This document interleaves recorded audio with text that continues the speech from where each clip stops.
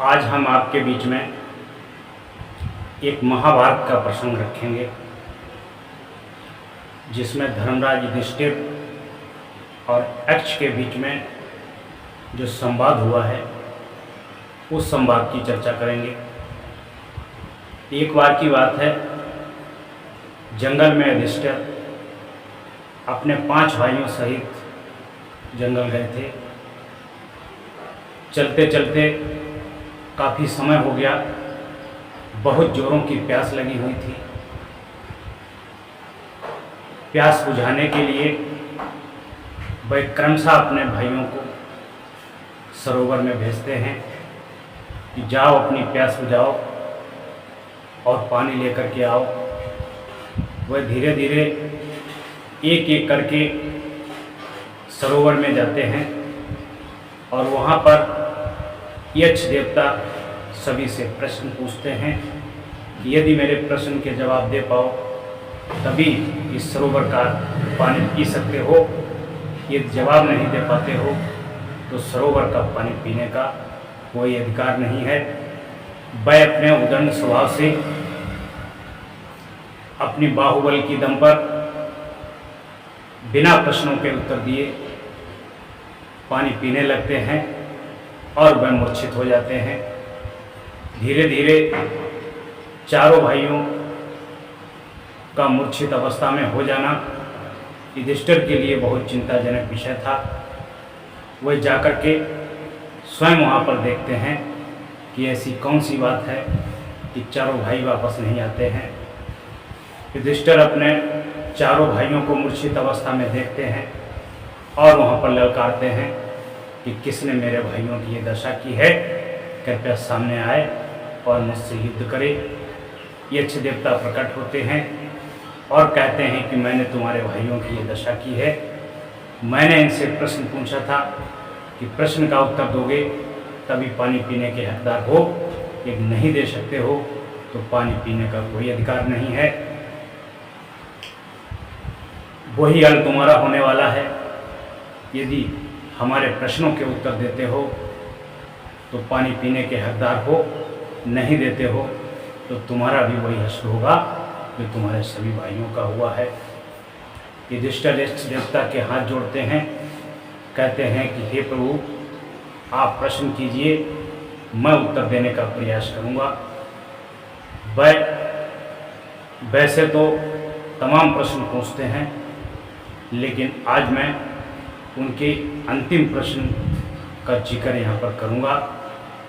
उन्होंने पूछा था, यक्ष देवता ने युधिष्ठिर से पूछा था कि हे युधिष्ठिर, दुनिया में सबसे बड़ा आश्चर्य क्या है।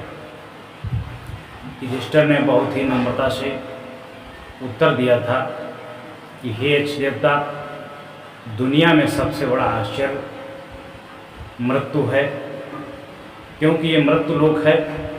यहाँ हर किसी की मृत्यु होती है। जब कोई व्यक्ति मर जाता है तो उसके घर वाले, उसके सगे संबंधी, उसके पास पड़ोसी, उसके रिश्तेदार, उसके मित्र, उसके प्रेमीजन सभी एकत्रित होते हैं और उसके दुख में शामिल होते हैं। लेकिन उनको सबको, किसी को मन में ये ख्याल नहीं आता है कि आज ये व्यक्ति मरा है, कल हमारा भी नंबर है। ऐसा किसी के मन में ख्याल नहीं आता है, विचार नहीं आता है।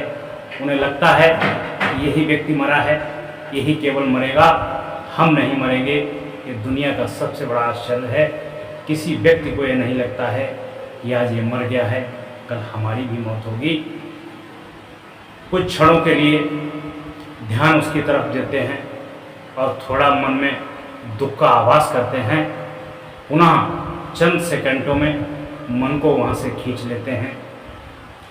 राजनीति की चर्चा होती है, खेती किसानी की चर्चा होती है, व्यापार की चर्चा होती है, अन्य गांव वालों की चर्चा होती है, दुनिया के राग देश की चर्चा होती है। लेकिन जो व्यक्ति मरा पड़ा हुआ है उसे लोग भूल जाते हैं। ये दुनिया का सबसे बड़ा आश्चर्य है। आपको समझना चाहिए, हर व्यक्ति को ये समझना चाहिए, यदि आपका कोई सगा संबंधी, रिश्तेदार, पास पड़ोसी, मित्र अगर मृत्यु को प्राप्त हुआ है तो कृपया सचेत हो जाएं, क्योंकि जितने आपके लोग थे वो निपटते जा रहे हैं, मृत्यु को प्राप्त होते जा रहे हैं। क्योंकि मृत्यु एक लाइन है, उस लाइन में पूरा संसार खड़ा हुआ है, हम भी खड़े हैं, आप भी खड़े हो। जो व्यक्ति मर गया वो सबसे पहले खड़ा था, लेकिन किसी को ये नहीं पता है कि इस मृत्यु की लाइन में हमारा कौन सा नंबर है। जिस दिन व्यक्ति ये आभास कर लेगा कि ये मृत्यु लोक है, यहाँ हर किसी को मरना है और हर कोई मृत्यु की लाइन में खड़ा है, अगर ऐसी सोच रख लेगा तो उसी दिन से वो दुनिया के पाप कर्म करना बंद कर लेगा और जीते जी ये संसार स्वर्ग बन जाएगा। लेकिन इसकी अपेक्षा लोग शमशान घाट तक जाते हैं, कुछ लोग मिल बांट करके मुर्दे को आग लगाते हैं, मुर्दों को लकड़ी कंडा ईंधन से जला देते हैं और कुछ लोग मुर्दे को दफना देते हैं। बाकी के सब लोग फालतू की चर्चा करते हैं, फालतू की बातें करते हैं, ईर्ष्या देश की बातें करते हैं। उन्हें यही नहीं पता है कि हम किस स्थान पर आए हैं, किस लिए आए हैं। तो कृपया करके जो व्यक्ति मर गया उसके प्रति सच्ची श्रद्धांजलि व्यक्त करिए और ईश्वर से प्रार्थना करिए कि हे ईश्वर, इसके द्वारा जीवन में किए गए कृत्य कृत्यों को अपने चरणों में लीजिए, इसके द्वारा किए गए गलती से किए गए कृत्य को क्षमा करिए और इसके अपने श्री चरणों में स्थान दीजिए और उसके परिवार वालों को अपार दुख सहने की शक्ति प्रदान करिए। ऐसा भाव होना चाहिए। किसी के दुख में जाओ तो वहाँ पर दुखी होना चाहिए, ना कि फालतू की बातें, राग द्वेष की बातें, बिजनेस की बातें, कारोबार की बातें, राजनीति की बातें। इस तरह की कोई बात नहीं होना चाहिए, क्योंकि मृत्यु की लाइन में वह सब खड़े हैं जो इस तरह की बात करते हैं या किसी तरह की बात करते हैं। पता नहीं आपका कौन सा नंबर है, किस दिन आपकी मृत्यु हो जाए। इसलिए सभी से अनुरोध है कि कृपया जहाँ भी जाएं वहाँ पर उस मृत आत्मा के संबंध में सोचें और विचार करें और उसके लिए प्रार्थना करें कि इसका मोक्ष हो जाए, इसका कल्याण हो जाए और घर वालों को जितनी सांत्वना दे सकें उतनी दें।